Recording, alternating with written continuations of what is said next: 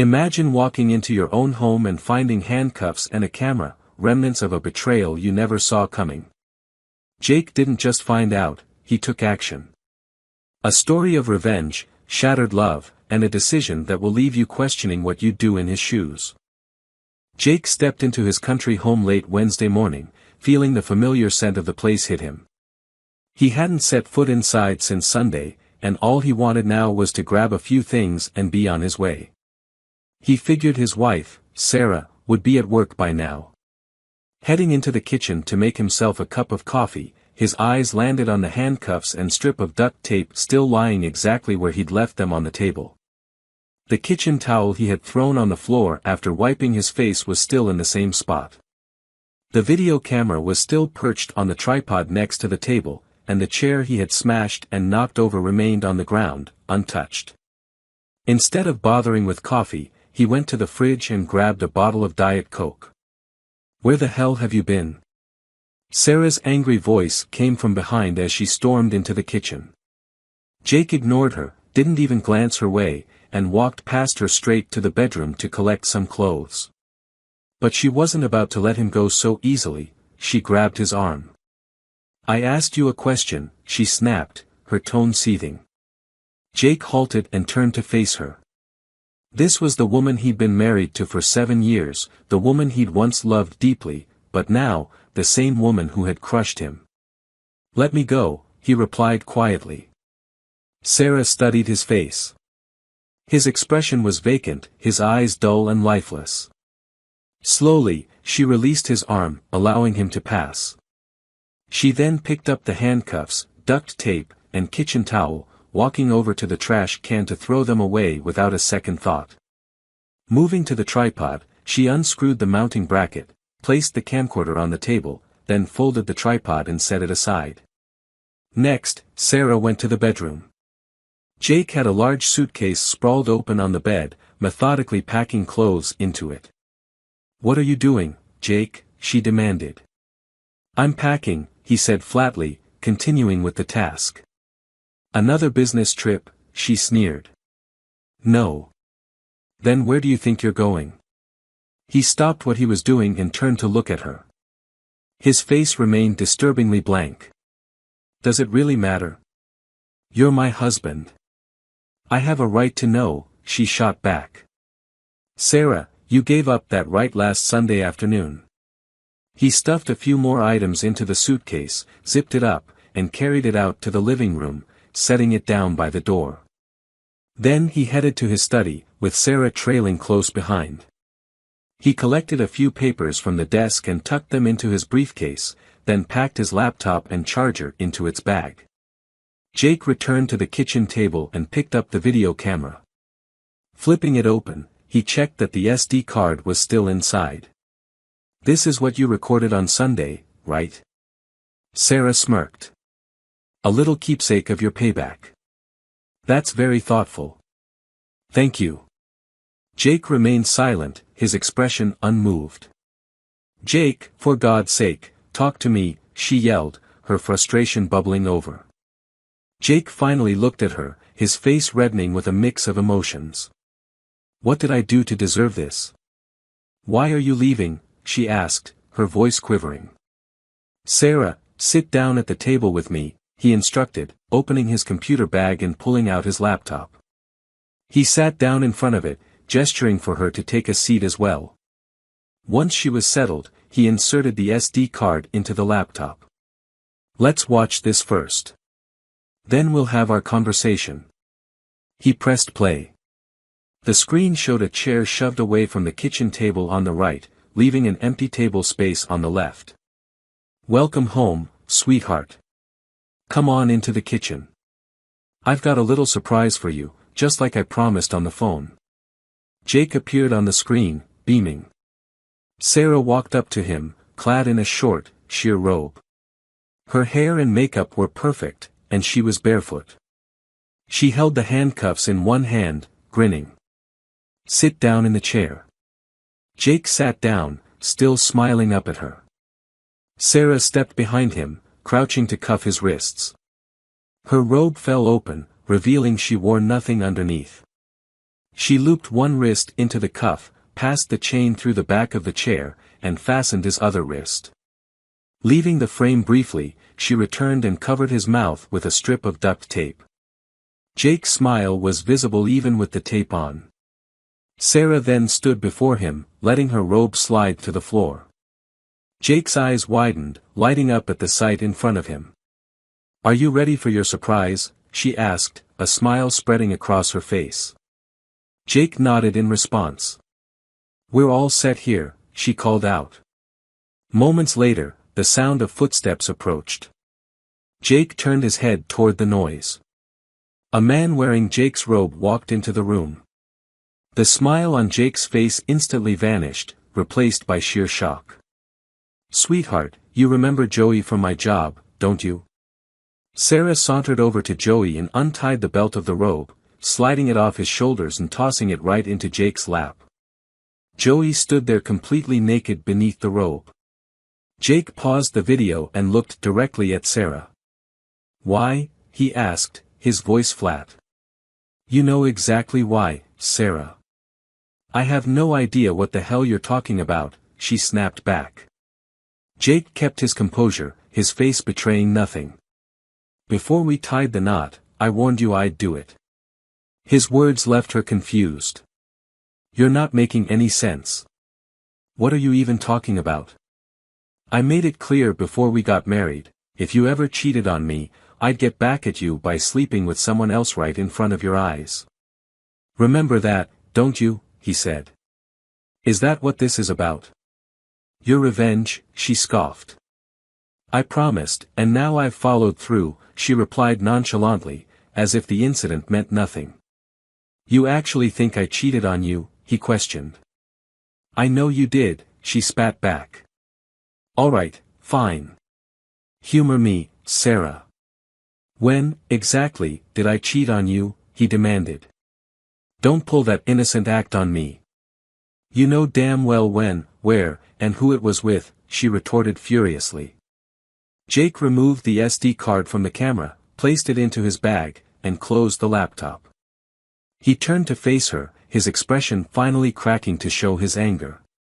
"Either you tell me what the hell you're talking about, or I'm walking out that door right now," he snapped. "Fine, play dumb all you want. While you were off on this so-called business trip last week, I got a call from Jill, Jerry's wife. She told me you and Jerry spent the entire week fooling around with a couple of ... Jill said that?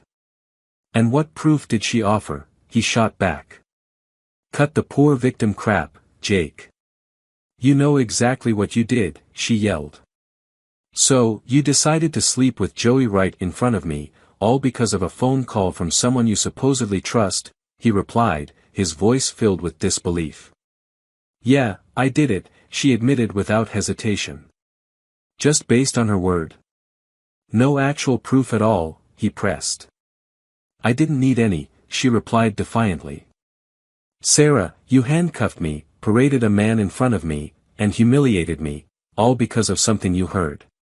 You call that payback?" Jake shook his head, still bewildered. "You never confronted me, never talked to me about it. You just decided I was guilty and went ahead with your little revenge plan, without a shred of evidence." "Yes," she said firmly. "So now we're even, is that it?" he asked, his voice dripping with sarcasm. "Even," she confirmed. "Right, even," he muttered. "Not that it really matters now, but there are a couple of things I'd like to say." "Go ahead." "I'm listening," she said, crossing her arms. "I was at a conference all of last week. Jerry wasn't even there. He got fired from the band 2 months ago for having an affair with the receptionist at the office. I haven't seen or spoken to him since then. I was a keynote speaker at that conference. I sat at a table on stage from 7 a.m. to 10 p.m. every day. The whole thing was recorded on video. After the sessions, the group met until midnight to discuss the next day's agenda. I have countless witnesses who can vouch for where I was and what I was doing. I didn't leave the hotel until I headed to the airport once it was over." "So you're denying it outright?" she asked, eyes narrowing. That's exactly what I'm doing. But of course, you don't believe me, he said, shaking his head. No, I don't believe you, she snapped. Obviously. I've got proof, recordings, witnesses, and documentation of my whereabouts the whole time. All you've got is a phone call from someone who wasn't even there. Not exactly a rock-solid case, is it? He replied, his tone cutting. But I believe her, she insisted stubbornly. Belief doesn't make something a fact, Sarah. I believed I was married to the most wonderful, loving woman in the world. But what I learned last Sunday was that I'm actually married to a cold, vindictive person who had no problem humiliating me, both physically and emotionally, without any real proof of wrongdoing. Sarah remained silent, offering no response. I'm leaving now. My attorney will be in touch within the next few days, Jake stated calmly. I'm not going to divorce you, she shot back. This was the whole point of all this. Now we're even. Sarah, I didn't cheat on you. Were you even listening? He replied, his voice steady. I'm not a fool. Of course, I listened, she snapped. And you still think what you did was justified? He pressed, his eyes fixed on her. I do, she replied without hesitation. Then there's nothing left for us to discuss, he said coldly. Just do me a favor and call Jill. Find out what kind of evidence she supposedly had. Not that it really matters now. With that, Jake turned and walked out of the house, not sparing another glance back. He headed straight to his hotel room, where he burned the video onto 3 separate DVDs. He had already made an appointment with his lawyer, and later that day, he went to finalize the divorce paperwork. The grounds for filing? Adultery. He handed one of the DVDs to his attorney as evidence, ensuring the prenuptial agreement would hold up in court. When the papers were ready, Jake personally delivered them to Sarah. His attorney had suggested some immediate financial matters to address, so after leaving the lawyer's office, he took care of those as well. He silenced his phone, and when he finally returned to his hotel room, he checked it. The first call from Sarah came just 5 minutes after he'd left the house, followed by radio silence for about 2 hours. Then, calls started coming in roughly every 5 minutes. He listened to only one voicemail, the first one that came after the 2-hour gap. Oh my God, Jake, I finally got through to Jill. She was drunk. Please call me. I made a mistake. Please, call me, her voice sounded frantic. Without a second thought, Jake deleted all of her voicemails and calls, as well as her texts and emails. But the barrage of messages continued. He scanned the incoming numbers, noticing that Sarah's father, mother, and sister had all tried to reach out. Jake decided to call her father, Sam. Hey, Sam, it's Jake, he said calmly. I know who the hell it is. You think I can't read? Now, what the hell did you do to my daughter? Sam barked angrily. I haven't done anything to her, except ignore her calls, Jake replied coolly. Well, damn it. She's hysterical. What's going on? Sam demanded. Sam, if you want to know what happened, you need to talk to Sarah, Jake answered, keeping his tone even. I'm asking you, damn it. Sam's frustration was palpable. You're wasting your breath. Talk to her, Jake insisted, maintaining his composure. Did you cheat on her or something? Sam asked, his voice rising. Talk to Sarah, Jake repeated firmly. You son of a __. I should come over there and kick your ass. Sam threatened. Sam, listen to me, Jake replied, his patience thinning. If you want to know the truth, you'll have to hear it from Sarah. I'm not discussing this with you, Mary, or anyone else. Go talk to her. You __. You really did cheat on her, didn't you? Sam accused. Goodbye, Sam, Jake said, ending the call. Sam called back almost immediately, but Jake ignored it. Then came a call from her mother, Mary, which he also dismissed, deleting their voicemails without listening. Afterward, he headed out for dinner and returned to his hotel room to spend the night. By Thursday morning, Jake decided to buy a new cell phone, though he kept his old one for reference. At his office, he took an extended vacation and gave them his new number, asking them to keep it private. Then, he went to the far end of town and rented a small, furnished apartment, signing a 6-month lease.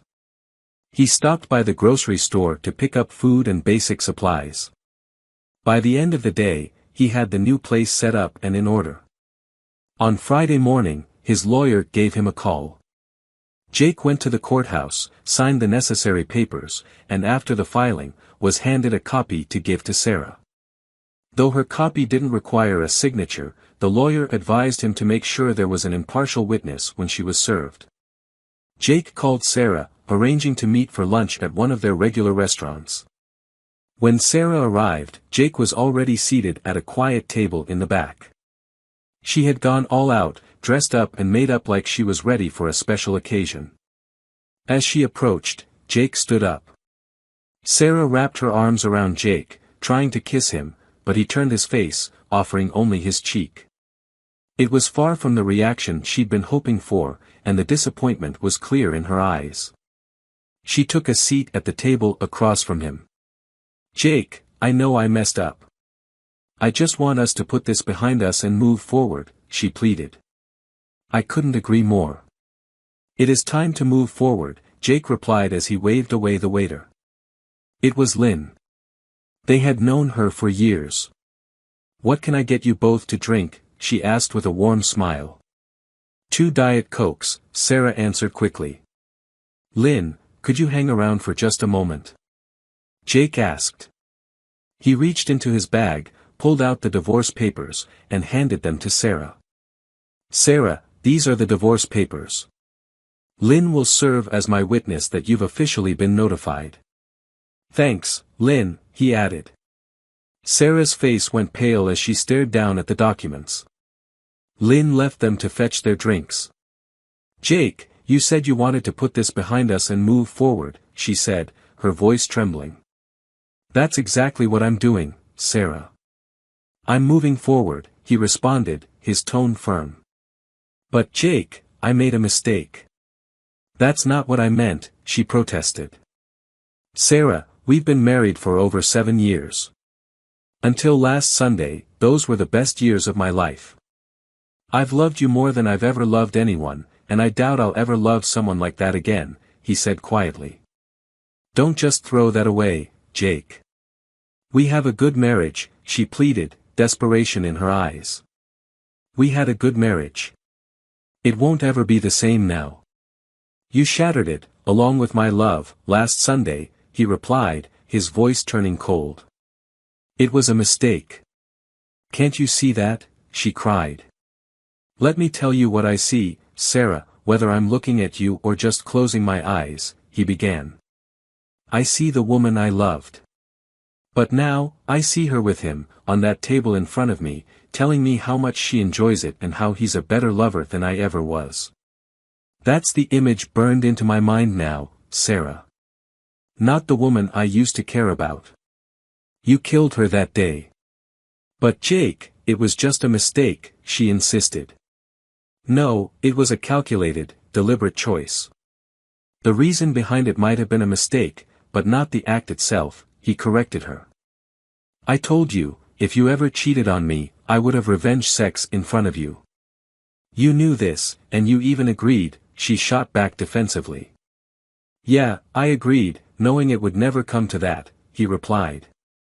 "What did I say would happen if you cheated on me?" he asked, his eyes boring into hers. Sarah lowered her gaze to the table. "You said you'd divorce me. And did you agree to that?" he pressed. "Yes, but I didn't cheat on you," she muttered. Jake reached into his bag and pulled out a DVD, holding it out to her. "Here, this is for you. It's a copy of your not cheating incident with Joey." "Jake, it wasn't cheating. It was revenge," she snapped. Lynn returned with their drinks and took their lunch orders, sensing the tension but saying nothing. Sarah, sex outside of marriage is adultery. And unless both people in that marriage agree to it, it's cheating, he explained calmly. We can work through this, Jake. We can see a therapist, she suggested desperately. No, Sarah, we can't, he replied, shaking his head. You showed me a side of you that destroyed the woman I once loved. You killed that person, just as surely as if you'd cut out her heart. Only instead of hers, you tore out mine. I don't want a divorce. I'll fight you, she exclaimed. Last Sunday, you revealed a different side of yourself. Well, I have another side too, and trust me, you don't want to see it, he warned. What other side? She asked, fear creeping into her voice. The side that can be just as ruthless, cold, and cruel as you were that day. Unlike you, I won't hide behind the excuse of a mistake. I'll own up to everything I do, he said, his eyes steely. That's not who you are, Jake, and you know it, she shot back, her voice shaking. Funny, he said with a bitter laugh. I was thinking the same thing about you. Damn it, Jake. It was a mistake, she cried out. No, it was a conscious act of revenge, he corrected her. What did you tell your parents? He asked, his tone suddenly shifting. I told them we had a fight, but that we'd work it out, she replied, looking down at the table. A fight about what? He pressed, waiting for her to meet his gaze. But Sarah remained silent, her eyes fixed on the table in front of her. About what, Sarah? Jake pressed. I told them you were having an affair, she admitted, her voice barely above a whisper. So, you never gave them the real story? He asked, his eyes narrowing. No, I didn't. Why not? He demanded. They wouldn't understand, she muttered, avoiding his gaze. Understand what, exactly? He shot back, exasperated. They wouldn't see that it was just a mistake, she replied, her voice trembling slightly. Maybe I'm finally starting to get the picture here, Jake said, shaking his head. Sarah, I know what I did hurt you deeply. But what you did was based on judgment, not facts. We can get past this, rebuild our marriage, and leave it behind us. Fine, let's put this marriage behind us then. Because the woman I once loved doesn't exist anymore, he replied coldly. I'm not giving up. I'll fight for us every step of the way, she declared, her eyes blazing. There's nothing left to save, Sarah. It's over, he said flatly. Don't make me show my other side, Jake. You won't like it, she warned. You're bluffing, he replied dismissively. Don't push it, Jake. Get yourself a lawyer. Have them review the petition, and if you've got any questions, have them contact mine. In 90 days, you'll be single, and you can have as much time with Joey as you want, he said, his voice ice cold. This isn't about Joey, she shouted, frustration seeping through her words. I'm sorry. That was out of line, Jake admitted, sighing. I apologize. Jake, I'm not letting you go, she insisted stubbornly. You already have, he responded, his voice quiet but firm. The settlement is more than fair. Just accept it and move on, he added. Not a chance in hell, she snapped. Just then, Lynn came back with their food. Jake handed her his credit card. She walked away, returning shortly with the receipt for him to sign. He scrawled his signature, then stood up, still not having touched his meal. Enjoy your lunch, Sarah. I lost my appetite last Sunday when you spat on me, he said curtly before walking out. Jake headed straight to his house. On Tuesday, Sarah had her first meeting with her lawyer, a tough, no-nonsense woman named Ronnie Savage, recommended by a friend. Please, have a seat, Mrs. Turner. I'm Ronnie Savage. What can I do for you? The lawyer asked as Sarah sat down. My husband is trying to divorce me, Sarah began, her voice shaky. Has he served you with the papers? Ronnie inquired. Yes, he did. Last Friday, Sarah replied, handing over the documents. Ronnie took the papers and glanced at the first page. He's citing adultery. Is that correct? She asked, looking up at Sarah. No, it's not. It was a misunderstanding, Sarah protested. Did you have sex with someone other than your husband? Ronnie asked pointedly. Yes, but it was a mistake, Sarah said, her voice breaking. Did your husband consent to you sleeping with someone else? Ronnie continued, her gaze unwavering. Not with that specific person, but he did agree that I could have revenge sex if he ever cheated on me, Sarah explained. So, you're saying your husband cheated on you, and you had revenge sex? Ronnie clarified. Well, yes, and no, Sarah stammered. Mrs. Turner, could you please explain that a bit more? Ronnie asked, leaning back in her chair. I did have revenge sex, but then I found out he wasn't actually cheating on me, Sarah admitted, her eyes dropping to the floor. So, your husband wasn't cheating, but you still went through with the revenge sex? Ronnie repeated, raising an eyebrow. I did, Sarah confessed, feeling the weight of her actions. Mrs. Turner, that's called adultery, Ronnie stated bluntly. But I thought he was cheating. Sarah argued, her voice rising. What evidence did you have? Ronnie questioned. A friend told me he did, Sarah said, almost whispering. And it turns out your friend was mistaken? Ronnie asked. Yes, Sarah muttered, her face flushing. Well, at least you see now that it was a mistake, Sarah said, hoping for some sympathy. Mrs. Turner, Ronnie began, her tone matter of fact, from what you've told me, I'm dealing with a woman who committed revenge sex based purely on hearsay.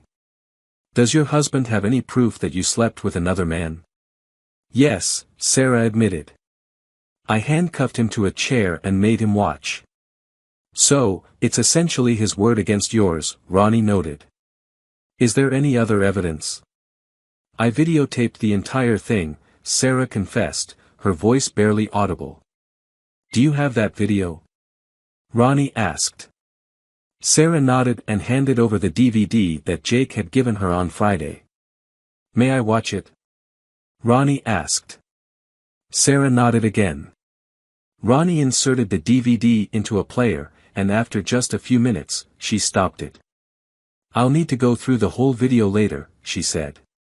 For now, let me take a closer look at the petition. She began flipping through the pages. After a few minutes of reading, she looked up. I see you signed a prenuptial agreement, and at first glance, it seems pretty solid. If your husband changes the complaint to irreconcilable differences, we can avoid the adultery claim. But that might not be easy. Even with the prenup in place, he's offering you considerably more than what the law requires. Without the prenup, you might be able to get a significantly larger cash settlement.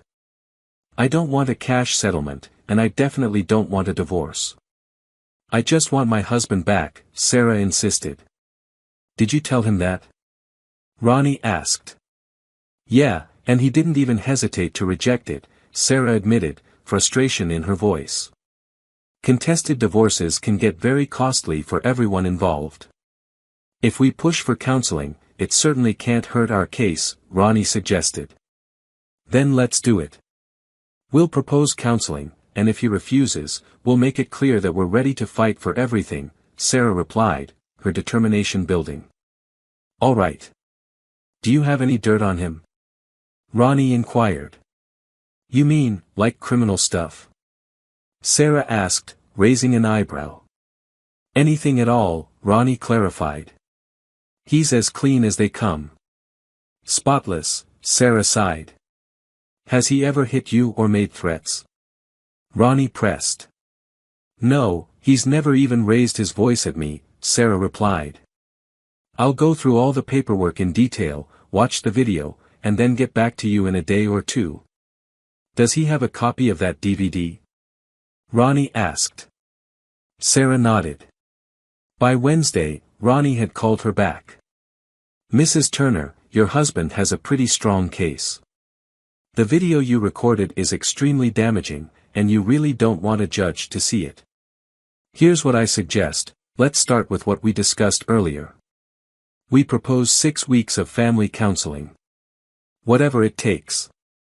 I just want my husband back, Sarah agreed without hesitation. 2 days later, Jake's lawyer called and asked him to come into the office. He went that afternoon. Jake, they've requested 6 weeks of couples counseling, his lawyer informed him. And what if I refuse? Jake asked. Then they'll do everything they can to make this a drawn-out battle, the lawyer replied. I'm not on board with it. What's your take? Jake questioned. She hired Ronnie Savage. She's one of the top attorneys out there, his lawyer admitted. Is she better than you? Jake probed. I'm the best there is. You ready for a no-holds-barred fight if it comes to that? The lawyer replied confidently. All right then. Let's decline the counseling and see how they react. Keep me in the loop, Jake decided. That night, Jake called Sarah. Sarah, I'm not going forward with the counseling.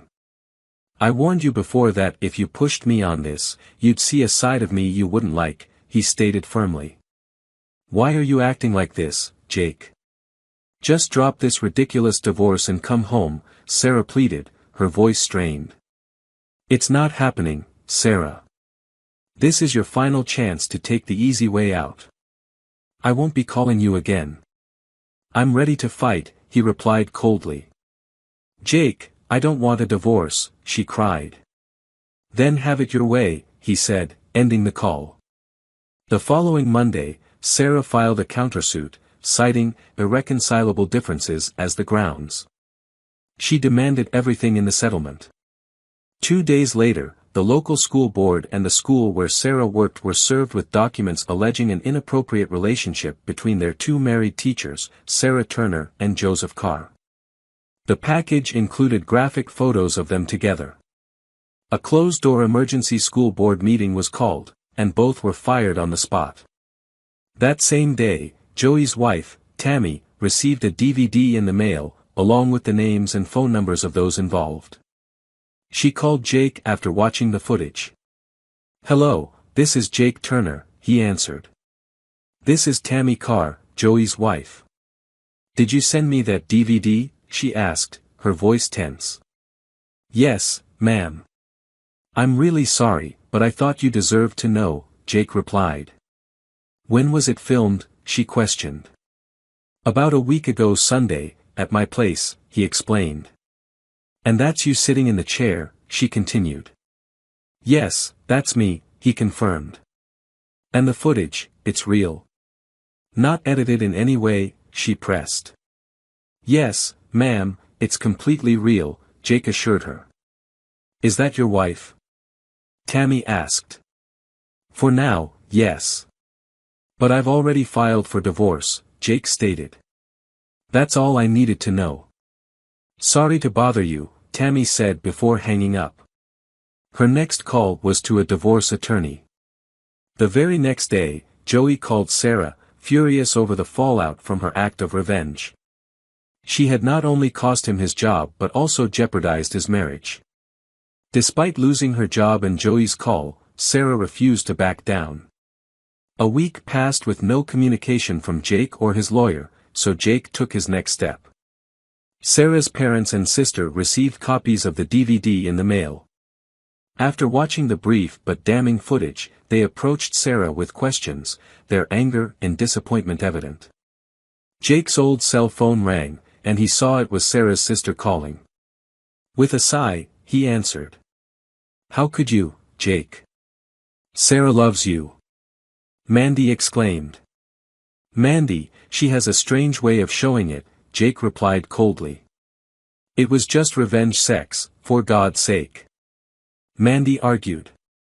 So, she still hasn't told you the whole story, he asked, his voice edged with frustration. Then what exactly is the truth, Jake? She demanded. I wasn't having an affair, Mandy. She got a call from some friend who claimed I was, and she took it as gospel.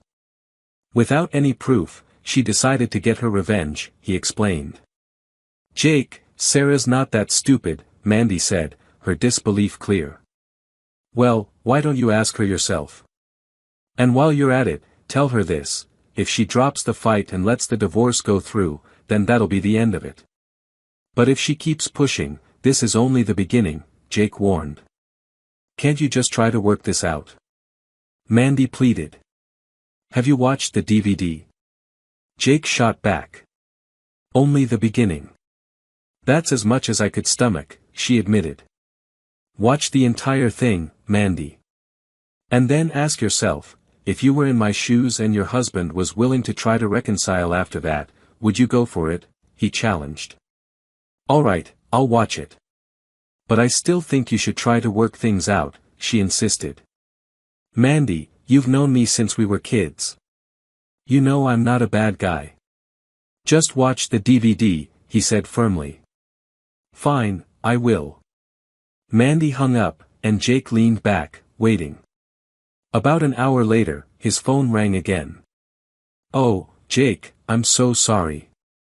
I see the situation now, Mandy began, her voice filled with remorse. But I still need to talk to Sarah. I'll tell her your message: if she stops fighting the divorce, this will all end. If she keeps going, it's only going to get worse. Thanks, Mandy, Jake replied. Mandy went to see Sarah in person, and after hearing Sarah's confirmation of what Jake had said, she relayed his warning.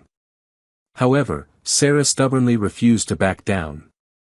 Afterward, Mandy went to their parents to explain what Sarah had done and shared Jake's insistence that she drop the countersuit. That evening, Sarah's parents visited her and reviewed both the divorce papers and the prenuptial agreement. Sean, her father, consulted a family friend who was an attorney. The friend's advice was clear: Sarah should do exactly what Jake was asking, let the matter go quietly to divorce court. Still, Sarah stood her ground. Another week passed without any word from Jake's lawyer, so he took the next step. Sarah taught Sunday school at the same church her parents attended. Every member of the women's auxiliary and the church ministers received a flyer in the mail. The flyer featured graphic pictures of Sarah with another man. The caption bluntly asked, "Should this woman be teaching your children on Sunday?" From that moment, Sarah's parents were treated like outcasts in their own church. After the Sunday service, the pastor pulled them aside for a private conversation. He explained why they had been shunned and handed them a letter addressed to Sarah. The letter informed her that her services would no longer be needed and that she was no longer welcome in the church. Enclosed was a copy of the flyer. When her parents gave it to her, Sarah broke down in tears but still refused to drop her counterclaim. She immediately informed her lawyer, Ronnie, about Jake's actions. However, Ronnie pointed out that showing the video to her family wasn't illegal.